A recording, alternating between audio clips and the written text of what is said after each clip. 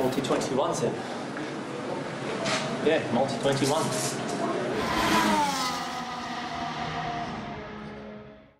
Bonjour à tous et bienvenue pour la review du 17e Grand Prix de la saison. Je suis en compagnie de Pierre Mesley. Pierre, comment vas-tu ? Bah écoute, salut Clément, salut à tous, ça va très bien. Et donc on va parler de ce Grand Prix très matinal du Japon qui était à 7h, heure française, fait 7h10 plus exactement. Un week-end un peu particulier puisque pour une fois, alors c'est très très rare dans l'histoire de la F1, c'est arrivé quelques fois, cela dit, la qualification s'est déroulée le dimanche. Qu'as-tu pensé du coup de ce format un peu spécial avec une qualification le dimanche matin avant la course ?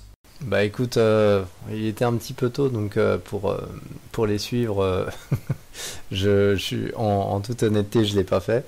Mais je trouve que c'est plutôt sympa, enfin comme format, je trouve que c'est pas mal. Et apparemment les pilotes eux aussi semblent plutôt demandeurs.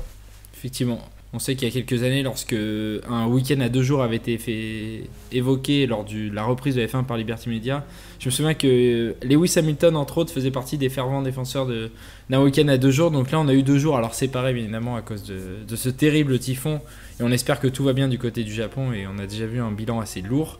Mais bon, ça a permis d'expérimenter ce week-end à 2 jours. Et en qualification, les Ferrari se sont imposés. Vettel devant Leclerc sur la grille de départ. Et là, dès le départ, complication. Leclerc qui, dès le premier tour, compromet fortement sa course en entrant dans la voiture de Verstappen à la sortie du deuxième virage et compromet aussi la course de Verstappen. Et puis, Sébastien Vettel qui, un peu à l'instar de Kimi Räikkönen en Russie, démarre trop tôt et est obligé de refaire sa procédure après un faux départ, se voyant passer devant par 4-5 voitures dès le départ, et donc sa course était fichue dès le premier virage. Bah ouais, c'est ça. Enfin, après c'est un petit peu dommage parce que on sentait que la Ferrari en rythme de course, bon, pour aller chercher Bottas c'était un peu compliqué, même si Bottas a été quand même quasiment tout le temps en tête. Il avait piste libre devant lui, donc il pouvait gérer ses gommes, etc. La Ferrari avait quand même un très très bon rythme, je pense. Et c'est dommage parce qu'ils avaient monopolisé la première ligne. Là, c'était pas du tout comme en Russie où Hamilton s'était intercalé entre les deux Ferrari. Là, franchement, ils avaient fait une très très bonne qualif. Je pense que Leclerc a un peu péché par orgueil et puis il y avait peut-être une petite vengeance personnelle vis-à-vis de Verstappen, dirons-nous. Quant à Vettel, c'est un petit peu rouvrir une plaie à vif, mais c'est de la part d'un quadruple champion du monde, c'est un peu bizarre et c'est un peu inadmissible, quoi. Effectivement, surtout que, alors on l'a vu, Sébastien Vettel a en plus été un peu sous les feux des projecteurs après ce départ durant la course, puisqu'on s'attendait à le voir prendre une pénalité. Alors on va réexpliquer très rapidement, je pense que vous le savez, il y a un système de permis à points en F1, où sur 12 mois, on a 12 points, et donc à chaque fois qu'on perd un point, et ben on rétrograde sur son permis jusqu'à 0. Et si dans cet espace de 12 mois on arrive à 0, ben on est suspendu pour une course. Si par exemple au bout de 12 mois on n'est pas à 0, on est à 1 ou 2, on récupère le point qu'on a perdu il y a 12 mois, le premier point qu'on a perdu il y a 12 mois. Donc c'est un système un peu compliqué, mais qui avant cette course faisait que Sébastien Vettel, il restait plus que 2 points à Sébastien Vettel sur son permis à points. Or, deux choses l'une. La première, c'est que la dernière fois qu'il avait perdu des points, c'était à Suzuka. Enfin, la première fois qu'il avait perdu des points, c'était à Suzuka. Donc, s'il terminait la course de Suzuka, il pouvait récupérer son point qu'il avait perdu la dernière fois pour un accrochage avec Max Verstappen à Spoon l'an dernier. Et s'il se faisait sanctionner pendant la course, c'était 2 points supplémentaires, comme Kimi Räikkönen en Russie qui s'est fait sanctionner de 2 points pour avoir anticipé le départ. Et dans ce cas, il n'aurait pas pu participer au Grand Prix suivant au Mexique. Alors, est-ce que selon toi, on a eu raison de ne pas sanctionner Sébastien Vettel de la même façon que Kimi Räikkönen ? Est-ce que c'est la préférence de la part de la FIA pour éviter à Ferrari de devoir chercher un deuxième pilote à mettre dans sa voiture au Mexique ? Ou est-ce que c'est tout à fait légitime que Sébastien Vettel ne soit pas sanctionné pour ce faux départ ? J'aurais tendance à dire, je pense quand même que la FIA a été relativement clémente avec Ferrari, d'une part avec Vettel, parce que pour Raikkonen, ils y sont pas allés avec le dos de la cuillère. Donc il y a eu le cas Vettel, et pour Leclerc, pareil. Enfin, je veux dire, quand on a un aileron qui est abîmé, normalement on rentre quasiment tout de suite. Là, Leclerc a tiré beaucoup sur la corde. Il le paye très cher à la fin avec les 10 secondes de pénalité qui viennent s'ajouter aux 5 secondes qu'il avait. Donc c'est dommage, ça lui fait perdre une place. Mais bon, après, c'est un peu le jeu et il aurait dû rentrer à la fin du premier tour. Ça lui aurait évité toute cette cascade d'ennui et la dangerosité. Je rappelle quand même que l'aileron, à un moment donné, il y a une partie qui a littéralement explosé. Ça a quand même scié, je pense que le terme n'est pas trop fort, un rétro à Hamilton. Donc plus il me semble un dégât plus il me semble un rétro sur la propre Ferrari de Leclerc. Donc c'était un peu dangereux de sa part. Effectivement, et puis d'ailleurs ça aurait peut-être mérité un drapeau noir et orange pour lui demander de passer au stand dès ce moment-là. D'ailleurs, c'est ce que Ferrari lui a demandé de faire et c'est lui qui est resté en piste pendant 2 tours de plus. Ces 2 tours durant lesquels, tu l'as dit, il a perdu cet aileron qui aurait pu être très dangereux, donc ça aurait pu coûter très très cher à Charles Leclerc cette désobéissance un petit peu à son team. Et heureusement, bon, plus de peur que de mal, des rétros cassés, c'est moins pire que le pilote. D'ailleurs, juste pour parler de ce permis à points, sais-tu quels sont les 4 pilotes aujourd'hui à avoir encore leurs 12 points? Bonne question. J'aurais peut-être tendance à mettre Hamilton. Eh ben non, Hamilton, il en a perdu. Hein. Il en a plus qu'11. Les 4, il y a Bottas, Hülkenberg, Kubica et Norris. Norris qui est le seul rookie à ne pas avoir perdu de points pour l'instant. Donc encore un bon point pour Lando Norris. Si on parle de nos amis Red Bull qui étaient sur leur terre, alors on les avait vus très très beaux dans la preview où tu avais formidablement bien expliqué pourquoi. Ça s'est un peu moins bien passé en course. Alors on l'a dit, la faute aussi un petit peu à Charles Leclerc qui a compromis leur course, mais tout de même la performance n'était pas présente tant que ça le vendredi, le dimanche en qualification. 5e et 6e sur la grille, pas capable d'embêter ni Mercedes ni Ferrari finalement. Est-ce que tous ces sacrifices faits avant leur Grand Prix précédent pour avoir les bonnes évolutions à Suzuka, ça a servi à quelque chose? Bah écoute, au final, ce qui était très rigolo, c'était de voir que Albon faisait jeu égal avec Verstappen en qualif, exactement le même chrono. Donc ça je dois dire que c'était plutôt marrant à voir. Ça joue pas en faveur de Gasly, mais moi j'ai trouvé que c'était marrant. Après, on peut se demander si justement ces pénalités, etc., sur les autres Grands Prix, en vue du Japon, est-ce que c'était réellement justifié, vu qu'en qualif, ils étaient absolument pas dans le coup, et en course, en rythme pur, dès le départ, ça a été compromis pour Verstappen. Albon, au départ, s'est fait sécher par les 2 McLaren. Il a bataillé grosso modo pendant le premier quart de la course et puis après il était alone, perdu dans la vallée de Suzuka. Ceci dit, il a fait le boulot, il ramène quand même des points importants en l'absence de Verstappen, donc on peut rien lui reprocher, il a fait le boulot. Après je pense que c'était pas tout à fait ce qu'attendait Honda à domicile. Effectivement, alors tu l'as dit, Albon a marqué des points pendant la qualif, Gasly a marqué des points pendant la course. Et j'allais y venir. Pierre Gasly a rempli son contrat. On le sent beaucoup plus à l'aise avec la Toro Rosso. Il fait jeu égal, voire beaucoup mieux que Daniel Kvyat. Donc, et le résultat qu'il a obtenu avec sa monoplace, qui est quand même moins performante que la Red Bull, c'est un petit plus. Franchement.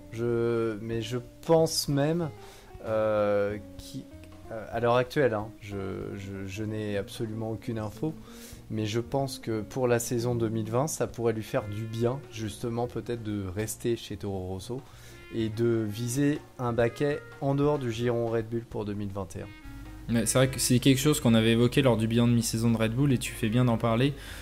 On sait que Gasly est très à l'aise dans cette Toro Rosso, d'une part parce que c'est une voiture qui correspond beaucoup mieux à ses caractéristiques et aussi d'autre part parce que cette Toro Rosso, il a la possibilité de la régler et de ne pas utiliser les réglages de Max Verstappen, et bizarrement quand il utilise ses propres réglages sur une auto, ça marche beaucoup mieux pour lui. Alors tu as raison de dire ça et je suis totalement d'accord avec toi. Pour moi, Gasly doit rester chez Toro Rosso en 2020, faire une saison magnifique comme il a fait en 2018, comme il est en train de faire sur la deuxième partie de 2019, et aller chercher un autre baquet. On entend déjà des envies de départ très lointaines, mais bon, ça commence de Ricciardo chez Renault si jamais la situation ne s'améliore pas fin 2020. Peut-être pourrait-on voir un Pierre Gasly bien former une association 100% française avec Esteban Ocon. Ça serait peut-être une possibilité, ou aller voir ailleurs. Évidemment, le plateau pourrait regorger de baquets à la fin 2020. Tout à fait, tout à fait.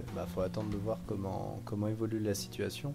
Mais je pense que pour le Normand, ça peut être...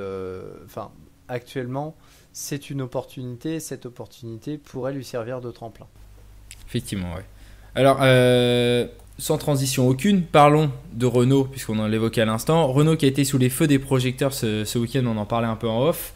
Une réclamation de la part de Racing Point qui a déclaré que que le système de freinage de Renault n'était pas totalement réglementaire. Je vais te laisser l'expliquer. Alors, ce qu'il faut... Alors, là-dessus, pour remettre un petit peu les choses dans l'ordre, Racing Point a donc porté une réclamation à la direction de course vis-à-vis de Renault par rapport à un système de freinage électronique qui leur semblerait illégal. Après, Racing Point, première chose, n'est pas arrivé les mains dans les poches. C'est-à-dire, ils sont arrivés avec un dossier, etc., de plusieurs pages. Actuellement, c'est à l'étude. Donc voilà, c'est pas non plus un truc qui sort du chapeau.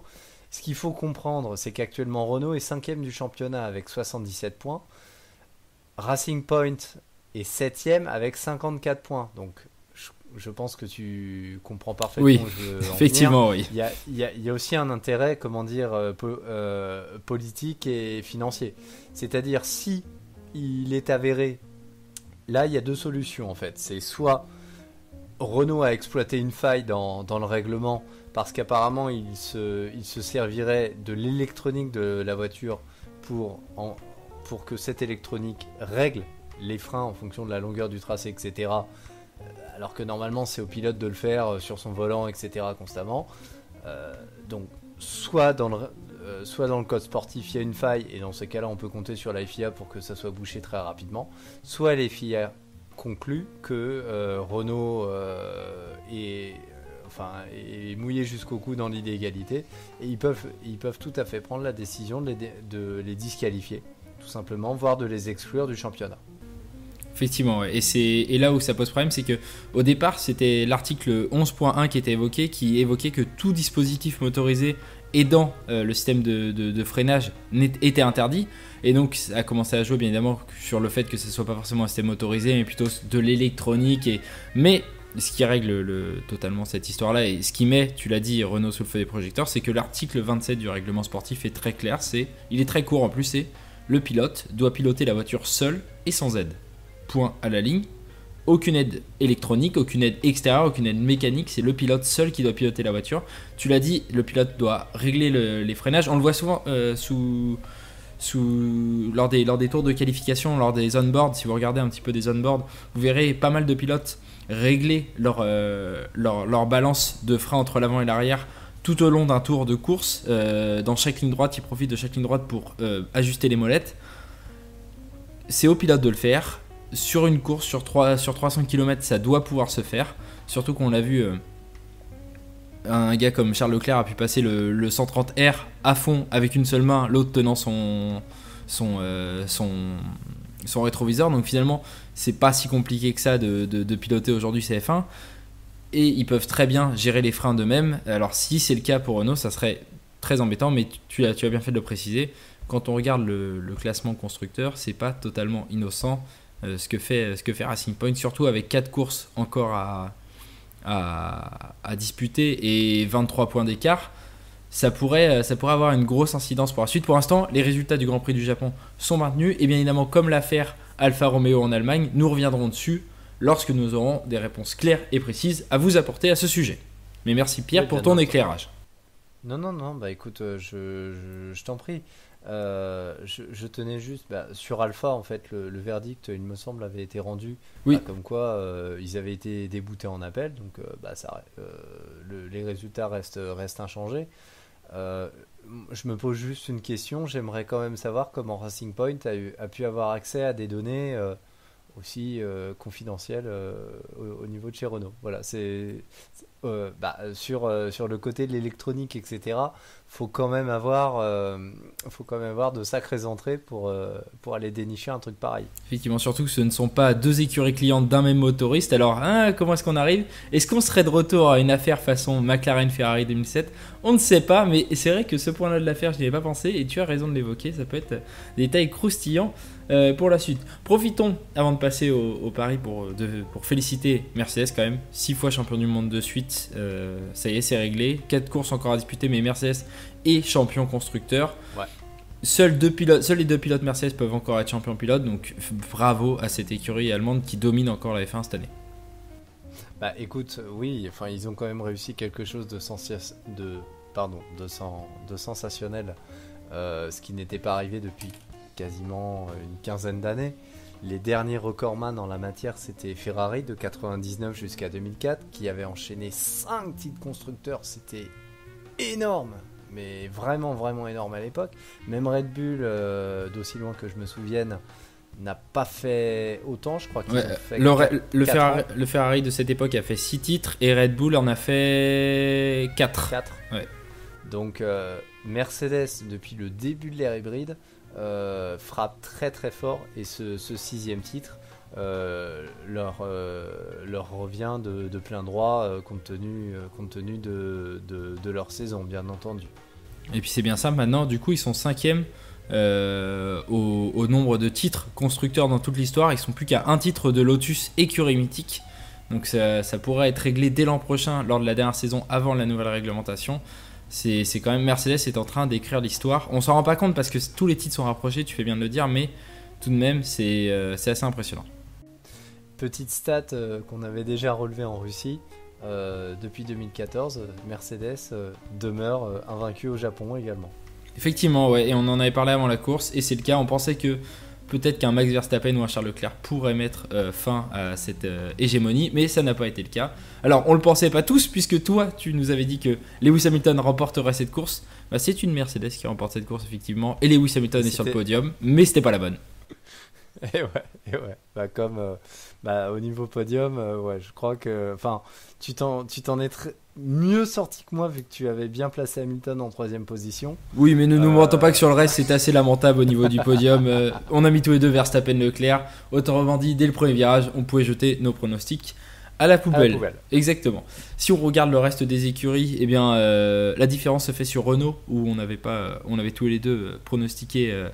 Tu avais pronostiqué Hülkenberg, j'avais pronostiqué Ricciardo, et c'est Ricciardo qui est devant Hülkenberg. Et puis chez Racing Point, où tu avais pronostiqué Sergio Perez, j'avais pronostiqué Lance Stroll, et c'est Sergio Perez. Donc finalement, on s'en sort tous les deux avec un 7 sur 10, ce qui est plutôt une bonne note.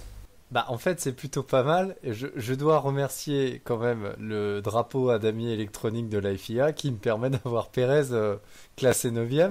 Donc, effectivement. Devant Stroll, le drapeau qui a été déclenché un tour trop tôt. Donc, effectivement. Et d'ailleurs, c'est pas la première fois que ça arrive dans ces dernières années. Ça fait plusieurs fois. On entendait moins parler dans les années 2000 et même au début des années 2010. Et là, depuis 2-3 ans, on a quelques affaires comme ça qui ressortent de drapeaux à damier agités 1 ou 2 tours trop tôt. Ça commence à. Il va falloir quand même faire une mise au point pour 2020 parce que on va quand même entrer dans une nouvelle décennie. Ça serait dommage de rentrer dans une nouvelle décennie avec des couacs aussi bêtes et qui changent un petit peu quand même le classement à la fin de la course. Quand on regarde Charles Leclerc qui a pris 15 secondes de pénalité, s'il avait eu un tour de plus pour encore gagner du temps sur ses concurrents, peut-être qu'il aurait fini une place plus haut. Enfin, c'est quand même assez dommageable ce genre de petites fautes de la FIA. Tout à fait. Après, je crois que Massi s'est excusé, il a essayé d'expliquer, etc. Mais bon, ça les fait encore passer pour des amateurs. Vu que nous ne sommes pas à un amateurisme près, très étrange leur façon de régler l'affaire Verstappen-Leclerre. Au début, ah bah non, en fait, non, c'est bon, allez, on classe l'affaire, il s'est rien passé, boum, on réouvre l'affaire, etc. Donc bon, très bizarre. Ce qui est dingue, c'est qu'ils ont réouvert l'affaire au moment où tout le monde a eu accès au ralenti, au moment où le grand public a eu accès au ralenti, qu'on s'est aperçu que Charles Leclerc tassait complètement Max Verstappen, c'est des ralentis auxquels ils avaient accès avant eux et sur lesquels il n'y avait pas de. Ils avaient dit qu'il n'y avait pas d'action supplémentaire à partir de ces ralentis-là. Et une fois qu'on les a vus, ça a tellement étonné tout le monde, les réactions, que ce soit dans les salles de presse, chez les différents commentateurs ou même dans les écuries, parce que Red Bull, quand ils ont vu ces ralentis-là, ils ont dû directement se dire non, c'est pas possible que ça soit sans action supplémentaire. Et la FIA a réouvert directement une action. Enfin, c'était un peu chaotique au niveau de la direction de la FIA ce week-end. Alors, est-ce que c'était dû aussi à ce week-end très particulier ? Je ne sais pas quoi en penser. Bah écoute, ouais, à voir. Mais en tout cas, moi je trouve que dans l'ensemble, ça a été un bon Grand Prix. Je dirais pas beau Grand Prix, je dirais pas jusque là, mais ça a été un bon Grand Prix avec les ingrédients et on va dire un scénario qui était un petit peu prévisible. Effectivement. N'hésitez pas à vous abonner à notre chaîne, n'hésitez pas à liker cette vidéo. Dites-nous ce que vous avez pensé de ce Grand Prix. Dites-nous si Sébastien Vettel méritait une pénalité. Dites-nous si Renault doit être sanctionné pour cette petite affaire d'électronique sur les freins. Et puis, voilà, dites-nous ce que vous avez pensé à peu près de tous les sujets dont on a parlé. Si vous avez d'autres commentaires à nous faire, n'hésitez pas non plus. Bah pareil sur l'accrochage Leclerc-Verstappen, si vous êtes fervent défenseur de Verstappen, surtout n'hésitez pas, idem de l'autre côté pour Leclerc. Le Monégasque a reconnu quasiment à 100% sa responsabilité, mais il a tardé à rentrer, etc. Donc n'hésitez pas éventuellement à revenir là-dessus. Et pareil sur le devenir de Pierre Gasly, est-ce que vous pensez que Pierre Gasly doit rester chez Toro Rosso ? Est-ce qu'il doit de nouveau avoir une chance chez Red Bull ou est-ce qu'il peut commencer à regarder un petit peu ailleurs ? Effectivement. Quant à nous, on se retrouve pour le Grand Prix du Mexique. Les essais libres, ça sera vendredi 25 heure française. J'ai plus les heures, ça doit être 17h ou 18h heure française, les essais libres 1 sur l'Autodromo Hermanos Rodriguez de Mexico City. Pierre, je te remercie pour cette review du Grand Prix du Japon. Mais je t'en prie, je te remercie également. Et puis, on vous dit à la semaine prochaine pour la preview du Grand Prix du Mexique. Salut! Salut!